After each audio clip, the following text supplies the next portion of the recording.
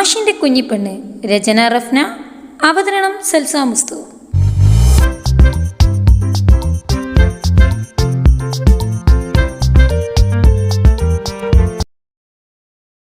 നീ മിണ്ടരുത്. ഇവനെന്നെ പെണ്ണ് കാണാനും പറഞ്ഞിട്ട് മക്കളെ കൂട്ടിക്കൊണ്ടുവന്നത്. മോളൊന്നും വിചാരിക്കരുത്. ഞങ്ങൾ പിന്നെ എപ്പോഴെങ്കിലും ഇങ്ങോട്ട് ഇറങ്ങാം. ഇപ്പം പോട്ടെ. റാഷി എണീക്കാൻ നിന്ന് ഉമ്മാൻ്റെ കയ്യിൽ പിടിച്ച് അവിടെ തന്നെ ഇരുത്തിച്ചുകൊണ്ട് ജുബിയൊന്ന് നോക്കി. ഉമ്മ, ഇതാണ് ജുബി, ജിനുക്കാക്കുൻ്റെ പെങ്ങള്. ഇളിച്ചോണ്ട് ദിയ പറയെ ഒളിഞ്ഞു നിന്ന് ജിനു പുറത്തേക്ക് ഇറങ്ങി. അതുവരെ സംഭവം മനസ്സിലാതെ നിന്ന ഉമ്മ പെട്ടെന്ന് കാര്യം കത്തി ജിനുവിനെയും ദിയെ മാറി മാറി നോക്കി. പെണ്ണ് കാണാൻ മാറ്റി. ഇതിപ്പോൾ ചെക്കൻ കാണുന്ന ചടങ്ങായി. ചായം കൊണ്ടുവന്ന് ജുബിയുടെ ഉമ്മ പറഞ്ഞത് കേട്ട് എല്ലാവരും ചിരിച്ചു. ദിയ എണീറ്റ് ചായയുടെ ട്രേ വാങ്ങിക്കാൻ നോക്കിയതും ഉമ്മ അവളോട് അവിടെ ഇരിക്കാൻ പറഞ്ഞുകൊണ്ട് എല്ലാവർക്കും ചായ കൊടുത്തു. മുറ്റത്ത് നഖവും കടിച്ച് ജിനുവിൻ്റെ തോളിൽ ചാരി നിൽപ്പാണ് ജുബി. അകത്ത് റാഷി അവരുടെ കാര്യം പറയാൻ പോയിട്ടുണ്ട്. അരുണഞ്ചു, റാഷി, ഉമ്മമാരും മൂത്താപ്പയുമാണ് ഇപ്പം അകത്തുള്ളത്. ബാക്കിയൊക്കെ മുറ്റത്ത് ഓരോ സ്ഥലത്തുണ്ട്. എക്സാം റിസൾട്ട് വരുമ്പോൾ പോലും ഈ ഒരു ടെൻഷൻ ഞാൻ നിൻ്റെ മുഖത്ത് കണ്ടിട്ടില്ല. തോളിലെ കൈത്തട്ടി ജിനു പറയെ ജുബി വായിലുള്ളത് കളഞ്ഞിട്ട് ജിനുവിനെ കണ്ണുരുട്ടി നോക്കി. എൻ്റെ ജീവിതമാണ് അകത്തു കൂടി നിൽക്കുന്നത്. ആഹാ, എല്ലാം ശരിയപ്പോൾ പെങ്ങൾ ഒറ്റക്കാക്കിയിട്ട് നിൽക്കുന്ന നൃത്തം കണ്ടില്ലേ? നീ ഒരാളെ കാരണം എന്നെ വിശ്വസിച്ച് നിന്ന് ഉമ്മ പറഞ്ഞത് കേട്ടില്ലേ? ഞങ്ങൾ സംസാരിച്ചോളാന്ന്. നിനക്കത് തന്നെ വേണം.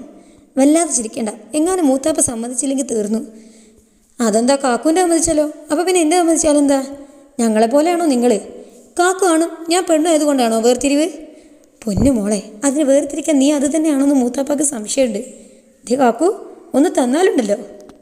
കാര്യം പറഞ്ഞതാ ജുബി, ഇത് പെണ്ണിൻ്റെയോ ആണിൻ്റെയോ കാര്യമല്ല. പിന്നെ ഞങ്ങളെപ്പോലല്ല നിങ്ങളെന്ന് പറഞ്ഞത് വേറൊന്നും കൊണ്ടല്ല. ഞാനും ദിയയും മറ്റേത് ആലോചനക്ക് നിൽക്കുന്ന പിടിച്ചു നിന്നത് ഈ ഒരു ദിവസത്തിനാണ്. അവൾക്ക് ഞാനോ എനിക്ക് അവളോ ഇല്ലാതെ കഴിയില്ലെന്നത് ഇതിനിടക്ക് മൂത്താപ്പാക്കടക്കം മനസ്സിലായ കാര്യമാണ്. എന്നാൽ നിങ്ങളങ്ങനെയാണോ? നീ ഇന്ന് ഒരുങ്ങി നിന്നത് എന്തിനാ? റാഷി വരുന്നത് നിനക്കറിയാമായിരുന്നു? ഇല്ലല്ലോ. പിന്നെ എന്തുകൊണ്ടാണ്? നിനക്കറിയാലോ അവരൊക്കെ ചിന്തിച്ച് കാട് കയറുന്ന ടീംസാണെന്ന്. അതുകൊണ്ടൊന്ന് പറഞ്ഞതേ ഉള്ളൂ. അയ്യോ കാക്കു, എനിക്ക് പേടിയൊന്നു. നീ പേടിച്ചിട്ട് എന്താ കാര്യം? കലങ്ങുമോന്ന് നമുക്ക് നോക്കാം. എന്തോന്ന്? അല്ല പ്രശ്നമേ, പ്രശ്നം കലങ്ങി തെളിയൊന്ന്.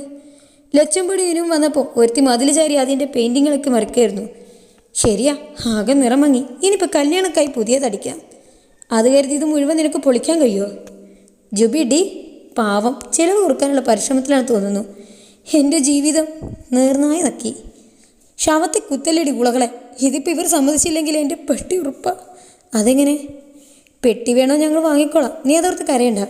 എനിക്കിട്ടുണ്ടാക്കുവാണല്ലേ മൂന്നും. ഇപ്പം മനസ്സിലായോ? സീരിയസ് ആയി പറയുന്ന സമയം ചളിവാതി വരുമ്പോൾ എന്താ തോന്നുക എന്ന്? ഇനി പറ, ഇത് ശരിയായാലും എന്താ പ്രശ്നം? ആയാലും ഇല്ലെങ്കിൽ റാഷിയുടെ കയ്യിൽ നിന്നൊരു തല്ലുറപ്പാ. അതിന് മാത്രം എന്തുണ്ടായി? എനിക്കൊരു തെറ്റ് പറ്റിപ്പോയി. ഇന്നലെ മുഴുവൻ ഞാൻ റാഷിയാണെന്ന് കരുതി വിളിച്ചതേ നമ്മുടെ ക്ലാസ്സിലെ റാഷിക്കാണ്. ഏത്? PG 11 മാറിപ്പോയതാ. ഞാൻ അടിയുണ്ടാക്കി പോകുന്ന സമയം ആളെ നമ്പർ ഡിലീറ്റ് ആക്കിയ കാര്യങ്ങൾ മറന്നു. ഇപ്പം ജിൻകാക്കാനോടെല്ലാം പറഞ്ഞിട്ട് ഫോൺ കാണിച്ചു കൊടുത്തപ്പോഴാണ് എനിക്കത് ഓർമ്മ വന്നത്. പിന്നല്ലേ ഇന്നലെ രാത്രി ഏതൊരു അണ്ണോൺ നമ്പറിൽ നിന്ന് കുറേ കാൾ വന്നപ്പോൾ ഞാനടുത്ത് കുറേ തെറിയും പറഞ്ഞു.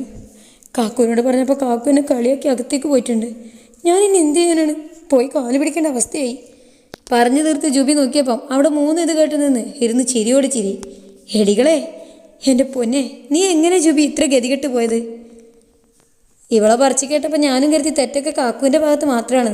ഇതിപ്പോൾ ഇത്രയ്ക്കേറ്റവും ആൾ അവരെയും കൂട്ടി നിന്നെ കാണാൻ വന്നില്ലേ? അപ്പം നിൻ്റെ പെണ്ണ് കാണലാണെന്ന് അവർക്ക് അറിഞ്ഞു കാണും. വേണ്ടായിരുന്നു. എന്നോട് പാക്ക് ദേഷ്യമായിരിക്കും. ശബ്ദം താഴ്ത്തി പറഞ്ഞതോ ഒന്നും കൂടെ അവളെ പൊതിഞ്ഞു പിടിച്ചു. അങ്ങനെ നീ നെട്ടിട്ട് പോകാൻ ആൾക്ക് കഴിയോ ജുബി? ഇന്ന് അവ ഇങ്ങോട്ട് വരുന്ന കാര്യം ഞങ്ങൾക്കൊക്കെ അറിയാമായിരുന്നു. അതുകൊണ്ടല്ലേ ഞങ്ങൾ നിന്നെ സപ്പോർട്ട് ചെയ്തത്? അല്ലേ, വന്നവനെ ഞങ്ങൾ തന്നെ ഇറക്കി വിടില്ലായിരുന്നോ? അതെ, ഈ വിവരം അറിഞ്ഞപ്പോൾ ഞങ്ങളൊക്കെ എത്ര ഷോക്കായെന്ന് അറിയൂ നിനക്ക്. അപ്പോൾ ആളെക്കാര്യം നീ ഒന്ന് ചിന്തിച്ചു നോക്കിക്കേ. അതോടെ ജുബി ആകെ ഇല്ലാണ്ടായി. എന്തൊക്കെ വന്നാലും എനിക്ക് റാഷിയില്ലാതെ പറ്റില്ലെന്ന് ഞാൻ പോയി പറയാൻ പോവുക. എന്നാൽ ചെന്ന് പറയും എല്ലാവരോടും. പറയട്ടെ? ചെല്ലേ. ധൈര്യമായി പോയി വിജയിച്ചു വരും മുളകെ. ജുബി 3നെ ഒന്ന് നോക്കി തലയടി തുള്ളിച്ചാടി അകത്തേക്ക് ഓടിപ്പോയതു. ബാക്കി എല്ലാവരും അവളെ പിന്നാലെ അകത്തേക്ക് പോയി. ബാക്കി നമുക്ക് പിന്നെയും കാണാം. ബൈ.